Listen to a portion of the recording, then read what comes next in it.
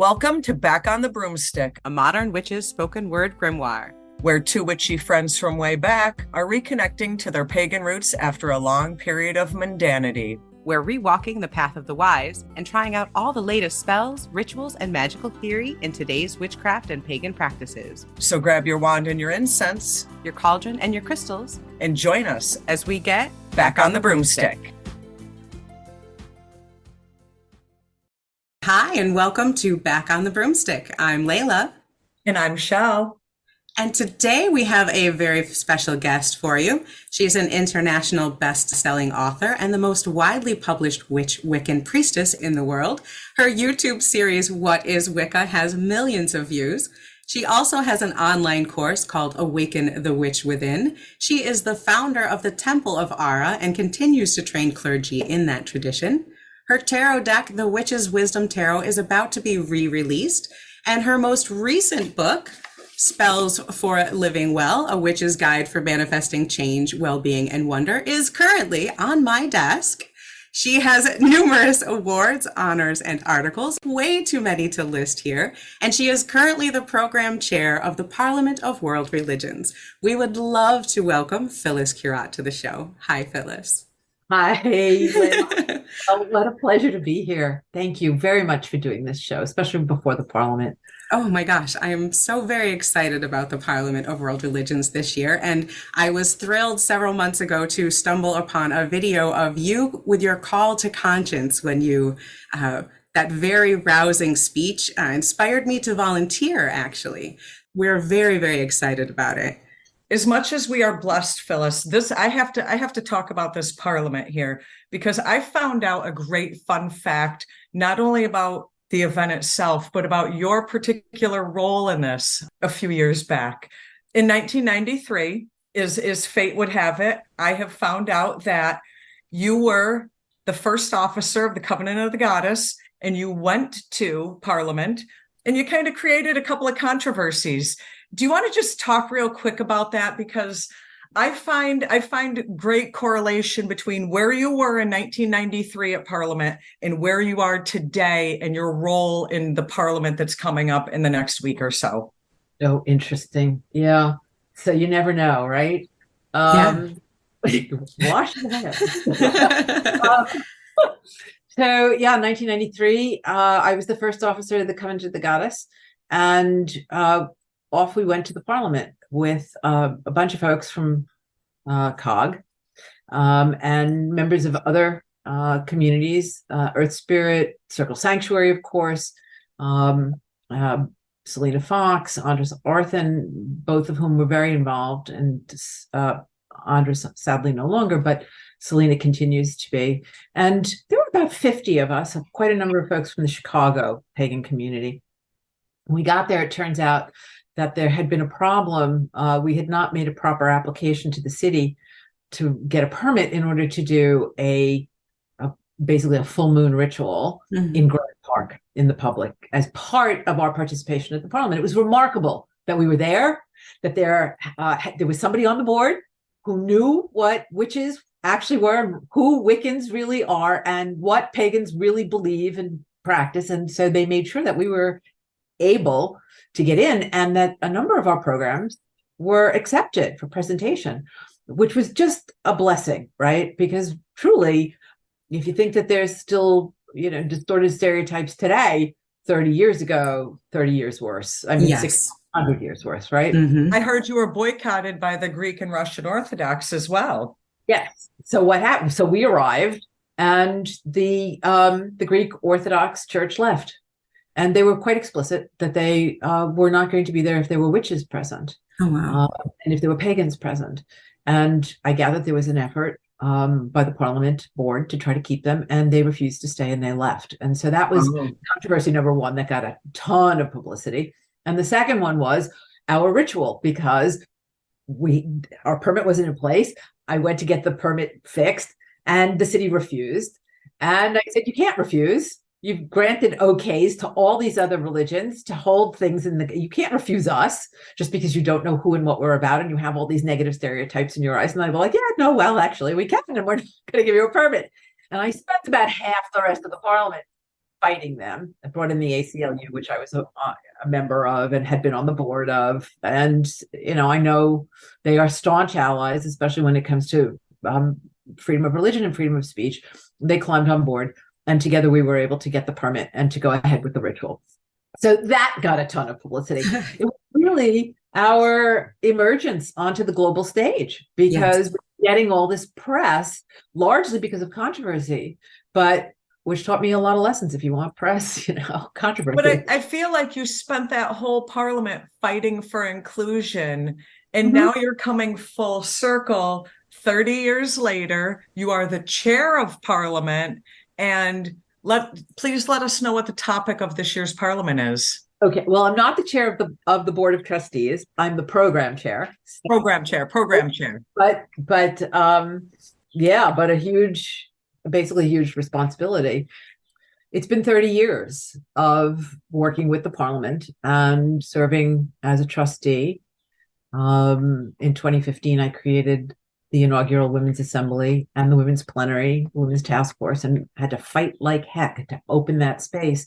But it was the only way that I could see that we were going to get the goddess on stage, right? And that we're going to get Wiccans and witches and pagans on stage, because it wasn't happening in the other plenaries. And it worked.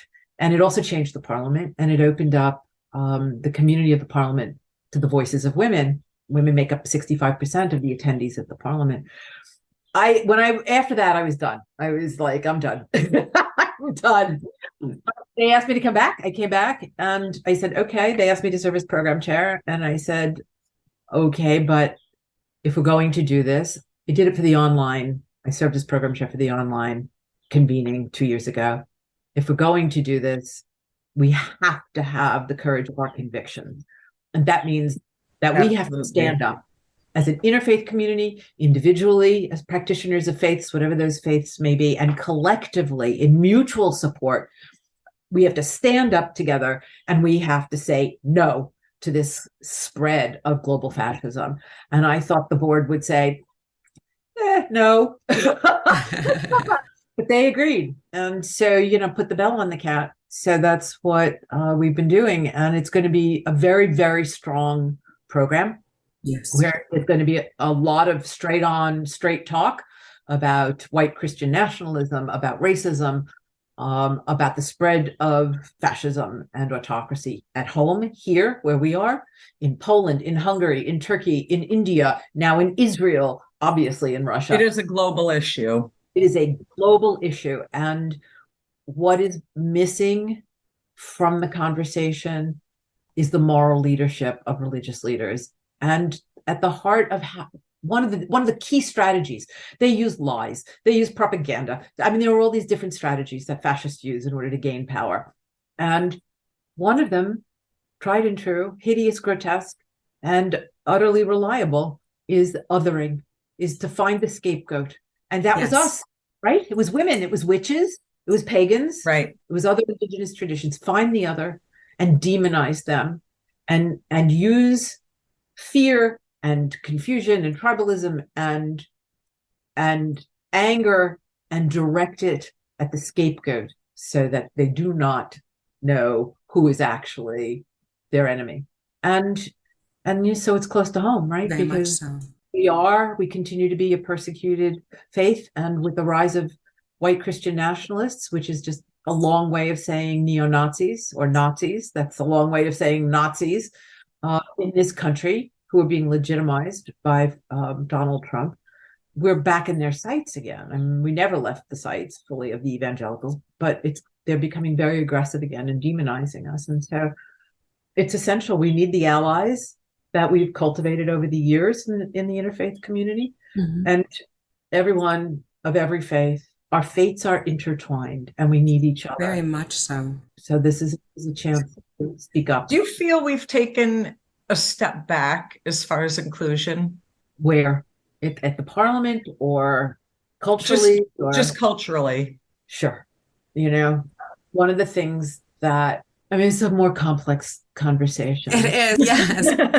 It is, yes. That there are people, right, who have traditionally been privileged, but it's a dubious privilege for working class white males. My father, who was a union organizer and very progressive, was a working class guy and made a small income, worked incredibly hard, was physically and emotionally damaged by it because his shift changed it excuse me, every 2 weeks. His skin gave him tremendous privilege over a Black person doing the same work, but he was hardly privileged. He was, uh, Perception of privilege. it's all relative. And those who are truly privileged manipulate the feelings of disenfranchisement that a white majority has had in this country for a long time. And they manipulate it and they exploit it. And they shift attention away from those who are actually exploiting them to Blacks and browns and immigrants and others, right? It's the othering process, their fault. And you're getting less because of them, not because of us, because we broke your unions and made it too expensive for you to send your kids to school and pump opioids into your communities after we sent the factories, overseas. Oh, it's not us. It's, it's the other. People were exploited. So, it's an old strategy and it always works. And when you try to argue for solidarity, you come up against racism and misogyny and fear. It's hard. It's really, it's very, it's not easy. If it was easy, things would be different. That's true. And I think that's why we need things like the Parliament. As I was going through the different workshops and plenaries and people who are speaking, I'm very much loving the diversity. There's so many different people, cultures, religions represented, all looking for answers to social justice problems, answers to climate change, answers to the authoritarianism. And one of the things that I was very happy to see is a very strong pagan presence throughout the entire thing, because we are so tied to the earth. We are so tied to these different social justice movements. And I've been hearing people thanking you and the Parliament for including these, because I think it has been a need, it has been a want for people to see this, because paganism, for varied reasons, has become very, very popular lately. People are hungry for this type of connection with the earth, with each other. And I think hosting things like the Parliament and having that inclusion there is a wonderful way for people to see that representation and really hopefully start to take those lessons home with them and to, maybe make some changes on a smaller scale once they get back home. So really, I'm very much looking forward to that.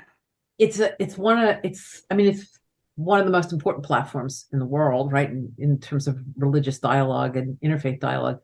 And it was incredibly important for us to be there because we were so misunderstood, and we still are, but it's an opportunity for people to discover who and what we're really all about, for us to share that.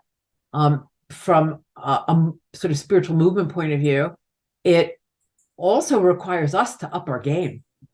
Because when you come into the communities, these are people who have seminaries, these are people who have, rigorous training programs, these are people who can talk about their theologies, you got to up your game. And I think it's helped. I think it's helped us mature to become even more committed to our own faiths and to practice them with more devotion and coherence, and to become ambassadors to the outer world. I mean, I've been doing this. I've been a witch, for 44 years since I was initiated, something like that. 43 years, 44 years. You're one of the first to speak up. Yeah, it was me and Margot. Yeah. Selena. Yeah, that was it. There was three of us that were public, and Starbuck was pagan, but she was public, but she was public within, the community as opposed to in the mainstream. Right. So watching us mature in this larger company, it's good for us. And we bring these values of the divine feminine, of the importance of women as spiritual leaders, of the immanence of the divine, of the innate divinity of the natural world, and the relationship that we have to remedy, that we have to heal, right? I do think that we need a stronger presence in the climate action task force and in the climate action plenaries or assemblies and programming, There's some, but there's not enough. But there's good. We have about 30 pagan programs, which include, our central spiritual principles about reverence for the earth, and we have a whole bunch of rituals, and rites and ceremonies around the sacredness of Mother Earth, and honoring how to honor the four directions. And there's going to be a new moon ritual down by the banks of the Lake Michigan, right in sight of the indigenous fires that are. I'm bringing my drum. And there's going to be a maiden and a mother and a croning ritual in the women's sacred space, which is always very pagan. And there are altars. There's going to be an altar to Mother Earth, and there's going to be an altar to the divine feminine and to the goddess. And we're going to have a strong presence throughout. Gus DiZariga, who's a Gardnerian high priest, 3rd degree. He's been around for a long time, brilliant scholar, wonderful soul. I invited him to be the other pagan plenary speaker. So he'll be speaking in community. And I read his talk, and it's great. And Laura Gonzalez is going to give, who is both Mexican-American and Wiccan, is going to give a prayer in the opening plenary.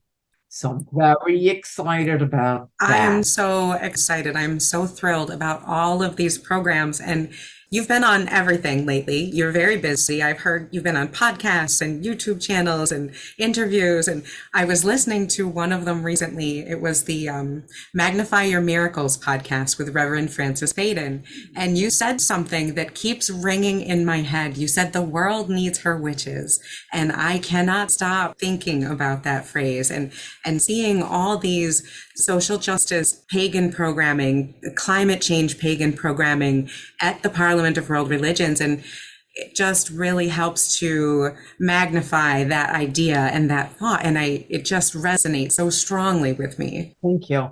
That's my phrase. The world needs her witches. It's true. It's just true. And she does. She needs us, right? She does. And I think more of us need to get involved and be active. And I'm very grateful that I have the privilege to be able to, everything kind of fell into place to be able to go and volunteer, which is wonderful, as magical things are wont to do. Things just kind of happen when it's supposed to happen that way. But not everybody is privileged enough to be able to go to something like this, to get involved like that. And hopefully we can find some ways, through these podcasts, through your book, your classes, to get involved a little bit more locally.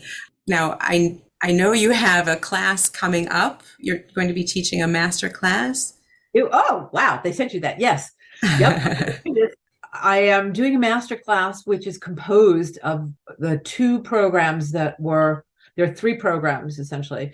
We left behind the constraints of the coven structure about 20 years ago, because you cannot build a movement with 13 people studying for 3 years. You're never going to grow at a rate that's going to have an impact on the world, that is going to bring the wisdom and the teachings and the practices, right, and the value that we hold into the world to have an impact. Right. And I was just, I'm talking to her and him, and they were very clear, right? Covens are good. Not saying that, you should have them, everybody should have them, but that's not the way you're going to do what needs to get create done. Large scale change. Exactly. And so, and also I was traveling to Europe a lot because all of my books were coming out all over Europe. I mean, all over Slovakia, Belarus. It's Wicca Made Easy, where the spell book is out in China now. Right. Well, we can relate on a small scale because our podcast is #1 in Gambia. Yeah. Hi, Gambia. Shout out to you. So I was like, okay, so how are we going to do this? We're going to create a class that anybody can take. And the other thing I've been saying for a very long time, if you work it, it'll work. And you don't have to be a witch for our practices to work for you. You don't have to be Hindu to practice yoga or Buddhist to meditate. You don't have to be a witch to understand and to experience the grace of casting a circle, of honoring the directions of absolutely many of our practices that reconnect you to the magic of creation, to the divine energies that are embodied by creation. And so I started teaching. So I have 3 classes basically. one is I call the wand, and it's the active principles, right? And it's the this is how you honor the four directions. This is how you cast a circle. This is how you set up an altar. This is what it means to be an altar. This is how you invoke beginning to. This is how you honor the divine. This is how you make magic with the elements. So it's very structural, fundamental practices, tools and techniques. Like a 101 class. Kind of like a 101, but the way I teach, nothing's ever a 101. A very shamanic orientation, which has been integrated into my practice since 1982. I have a particular orientation in how I do it. So it's like a 101, but it's but with a twist, PoWR, right? It's yeah. And then it's followed by, so it's 6 weeks of that, followed by 6 weeks of the Grail work. And the Grail work are the receptive practices. So it's altered states of consciousness, divination, shamanic journeying, and working with spirits of place, which was an instruction that I received from them about how to recast this. And then the creation of ritual that is a creation that comes out of your relationship with the spirits of place. So it's, rather than it being ritual as a creation of your intention, it's the creation of ritual as an expression of communion, as a very sacred. I like that. It's incredibly powerful. And so you're pulling together all of the things you've learned in the first set, in the wand segment, the skills you've developed in the Grail, and then we culminate with this very powerful. And that's always done in person, but we're doing this online because you can. You adapt and you change, and if you want to change the world, then you change how you're communicating. So we're doing it online, and I'll start it most likely in October. I'm excited. So it's 12 weeks. I'm not sure yet whether it'll be continuous or whether it'll be 6 weeks with a break and then 6 weeks. It's not an overwhelming amount of work. It's a 2-week class every week, and then work in a circle with other people so that you're getting feedback. So you have to be willing to commit at least, I would say, 4 hours a week over the course of 6 weeks, probably break 6 weeks. First round will be more accessible because I'm going to be working a few things out because it's online. Mm-hmm. And if you want to be initiated, it's a requirement, but you don't, that doesn't have to be the reason you take it. The reason that you take it is because you want to learn, you're curious, and you've never done this. You've been doing it and you want to deepen your practice. You've been doing it in a different style or tradition, and you've heard, that I have a particular shamanic orientation towards the work, and what I say makes sense to you, and you want to expand your skills in that way. I'm excited. I'm really excited to do it. It sounds like a wonderful course. All three of them sound like really great courses. And your YouTube channel, you have some wonderful videos there. And also, I love your Instagram. Follow your Instagram. You have great little snippets of things there. Definitely a fun way. But, I'm very much enjoying your book. The most recent, we have all of them. We remember you from back in the day. Yeah. And so Spells for Living Well is your current book, and it's one that I have been using with my 17 and 20-year-old daughters, who are also very much, and it has been fabulous for that. So we are very much enjoying it to work together and kind of for me to get back into my practice and for my children to kind of learn and grow in the practice. So thank you very much for that book. It's wonderful. I didn't intend to do a spell book, but the publisher came to me and I said, I have a very different perspective on spells. I'm not twitching my nose and pulling levers and grinding bats' eyeballs. I mean, you understand that, right? They're like, no, that's why we want you to do it. Because for me, I started out in that very traditional kind of patriarchal magical way of like that a spell is a way of using your intention and your willpower to manipulate unseen forces and get what you want. And after, and very often that worked, and very often not in the ways you expected. And a lot of times it didn't. And there were lessons to be learned even when it did work. And gradually, it really was writing Book of Shadows, the very first book, that made me really, really reflect on what magic truly is. Because when I wanted to write about my experiences as a young lawyer who in a million years could never imagine becoming a witch, and I wanted to bring people into that experience, right? So they could feel that they were present and feel that they were encountering the divine goddess and feel that their powers were expanding, I realized that magic wasn't about manipulating, right? That magic was about opening yourself to the flow of this extraordinary, life-generating, spirit manifesting magic, power, grace that will work with you, if you ask it to. And it's a different posture.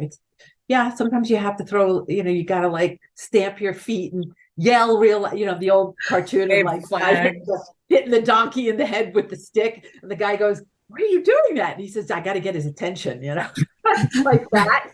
Sometimes it feels like spellcasting the Italian style. You got to smack the to get its attention. But really, mostly when you open your heart and you ask for the blessings, the connections, the energy of air and water and fire and earth and spirit to come to you and to help you achieve a life that's healthy and happy and meaningful, right? Where your purpose is revealed to you and shown to you, and then the guidance is offered to you to find your path to that purpose and the way to embody that purpose. The magic starts flowing, the synchronicities happen, right? And the gifts appear and the unexpected manifests, and you don't have to cast a spell because you're getting in harmony with the great magic. The doors open on their own all around you. Yeah, so that's my approach to spellcasting, and I wanted to try to capture that in this book. And so you're using it, so there are traditional practices that I have sort of rephrased as spells, but it's all about the practice of opening your mind and your heart and your body to the flow of the magic of creation. Yeah, it's all about participating and being within that. And you said on your bio that you took a little time to apprentice with Mother Earth, and it's all about getting kind of reconnected and just stepping into that flow. Magic is participating in rather than controlling. And I think that's beautiful. I mean, it's not about not shaping. You're not totally passive, right? You're not a stone in the river. You're swimming in the river. And so participatory. And you're allowed to pick a goal, and ask the river to help get you there, and it will. I think one of the differences that I was sort of taught, I think I have that language still in witchcraft. I use air, and every once in a while it'll come out of my mouth, and I'm like, oh yeah, that will, because that was 20 years of training. Use water to cleanse and purify, and now it's like, nope, not using. That's the old exploitive, domineering, extracting, patriarchal. Partner with, right? Partner with air, partner with water, partner with earth. Yes. Work with, ask for what you need rather than demanding. It's a reverential posture. And I mean, we're ancient, but we're new, right? So, and we don't have we do have a seminary, but we have the teacher. We have the same teacher as our ancestors. We have spirit, and most particularly, we have spirit embodied by the natural world. And when we ask, it shows itself to us, and it shows us how to live, and it shows us it's magic. So that was my time that I took off, was to put down what I thought I knew, put down the way that I used to practice, bring myself into apprenticeship with creation, and ask to be taught what I needed to know, which is how we created the Witch's Wisdom Tarot, by asking, what is it that the world needs to know that other tarot decks haven't shared? And I used shamanic journeying as the method, and the answers were really extraordinary. And the deck really works, and the presence, the energy, the benevolent spirits, most of them revealing themselves to us through earth, through the forms of creation, is so, it sees us as we are, with all our flaws and imperfections, right? Which are massive at this stage of 5,000 years of a distorted, right? Thing about who we are, and but it's so willing to bring us home to show us how to get there. And It's a that's what, beautiful deck.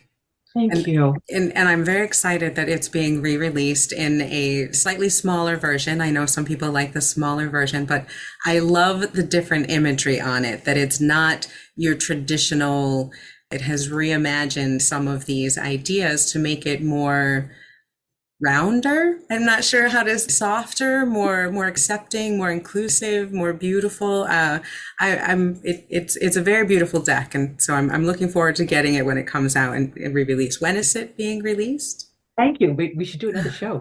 Yes, In October, the end of October. perfect. Yeah, so if you want the fancy dancy one with the bag and the magical box and all that stuff, you got to get it now. But it's going to be great because it's more accessible. It's smaller, which I know a lot of people will prefer. I mean, you're not supposed to riffle this deck. It's really meant to be lifted and dropped, which is why the big cards were cool because it kind of forced you to do it that way. But yeah, the end of October, smaller decks, smaller books, smaller box, and smaller price. So There you go. many more people to get it, which will thrill me no end. Yeah, I love that you called it rounder. Yeah, there's something, there's a quality to it that to me as a reader, it's more, maybe more feminine, maybe softer. I'm not sure, but I very much like it. It's different, but I love it. And so I'm looking forward to hopefully getting both. We're going to have both of them because I like the idea of the bigger deck that you drop. It's a little different, and having something a little different is fun. So. I love to hear that. Yeah, it is a more feminine deck.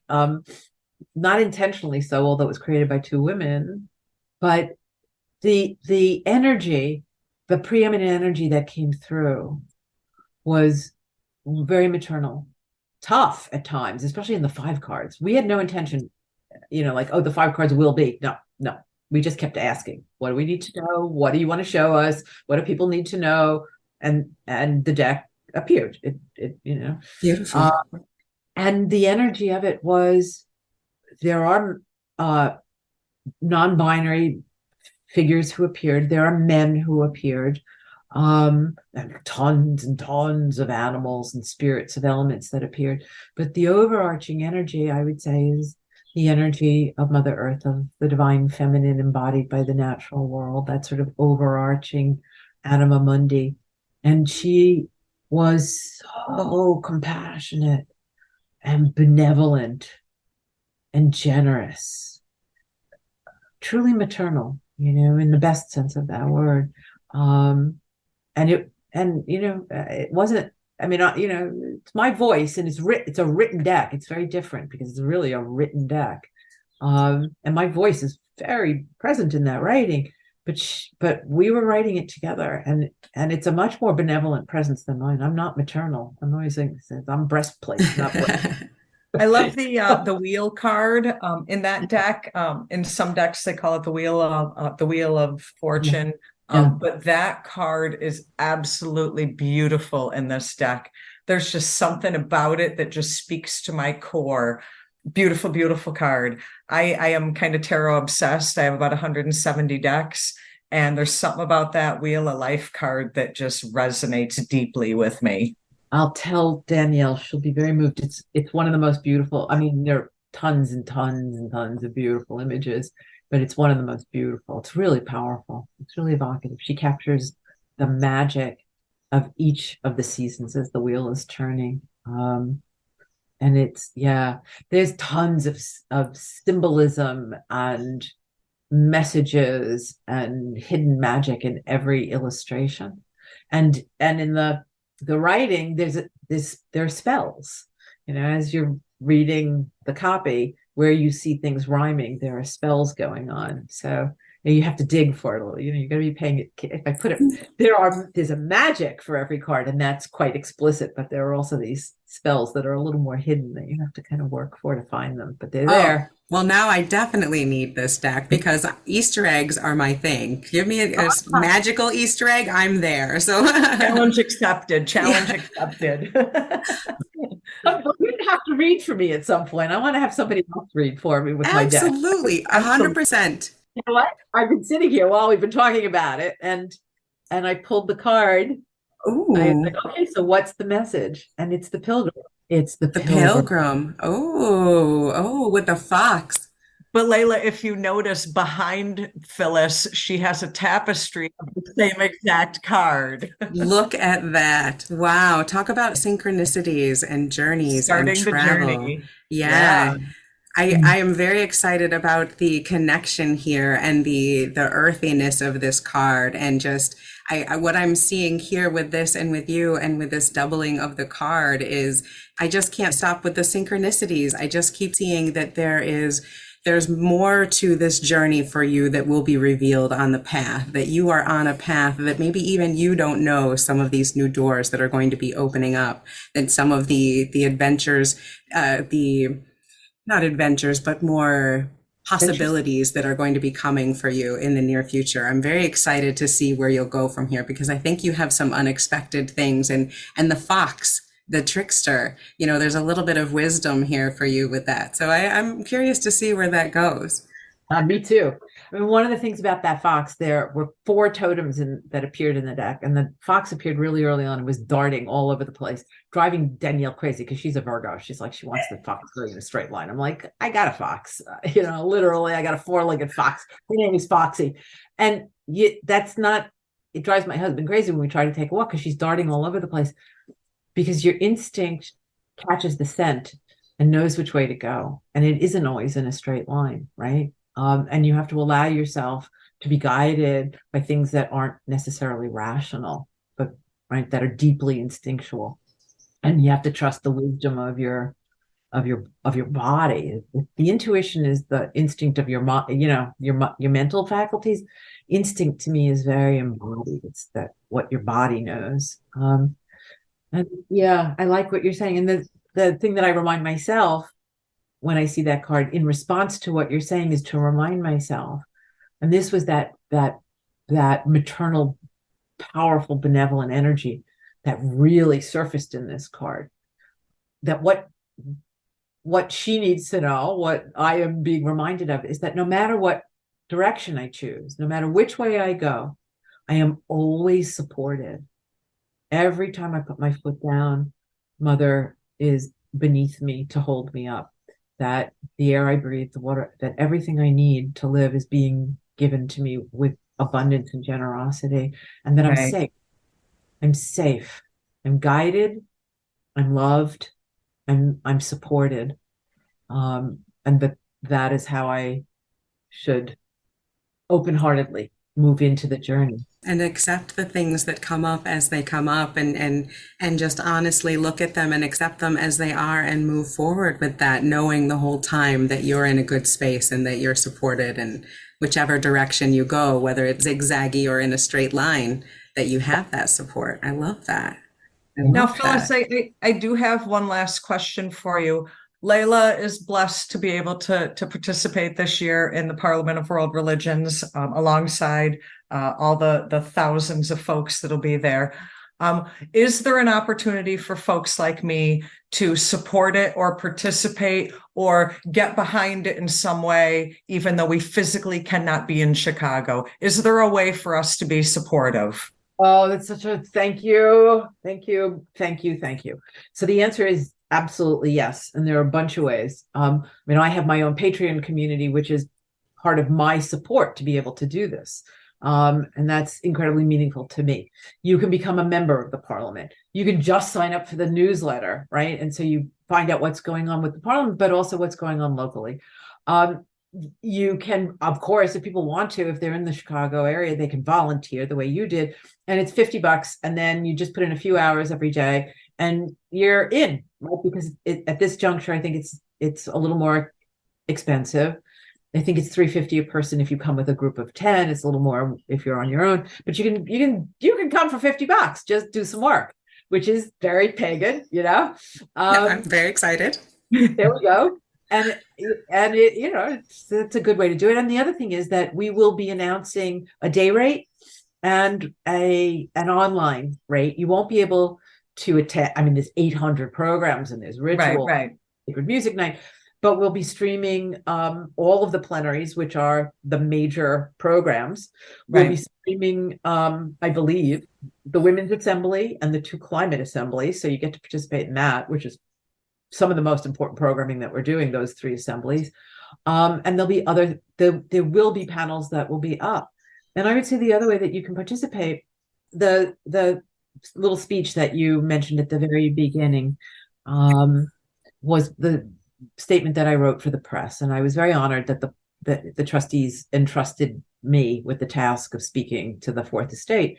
And I call it like it is. And if you don't like it, don't expect me to apologize afterwards. I wrote the thing and I didn't run it by anybody except my friend, the executive director. I said, "Is this okay?" He was like, "Yeah, that's okay." And I did it, right?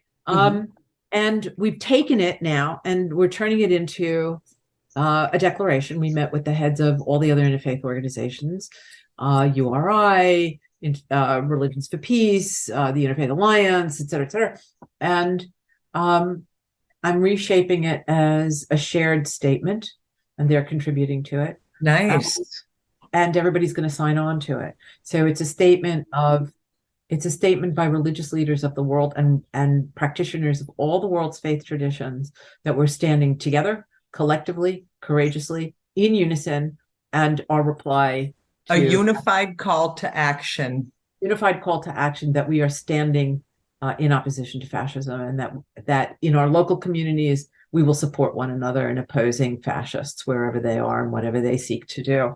So you can sign on that. It'll go up on the Parliament website. I'll have it up on mine. It'll be on my PoWR website. I'll put it up on Instagram. And Laylla will post links. Yes, I'll put links to all of this in the show notes. Make it easy. Disseminating that to the pagan community and having pagans sign on, and witches and practitioners of Euro-Indigenous revivals, and I don't care what you call yourself, just answer the call to conscience. Pagans of the world, unite and help make change for everyone, because the world needs her witches and we need to take action. So we know you're very busy. We won't take up much more of your time, but thank you so much for being on the show, for all the work that you're doing, for your books, for your website, just for being here. Thank you so much. And just being an overall trailblazer. Absolutely. Thank you. I appreciate it. And the world needs her witches.